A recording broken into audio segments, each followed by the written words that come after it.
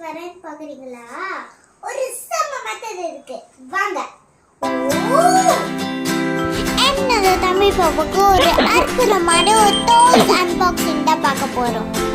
என்னது தம்பி கொண்டு 40 நாள் ஆகுதுங்க.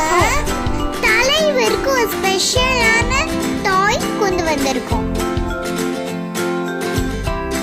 நானும் அப்போ பார்த்து அசம்பிள் பண்ணிருக்கோம். இந்த டாய் ரொம்ப இன்ட்ரெஸ்டிங்கா இருக்குங்க.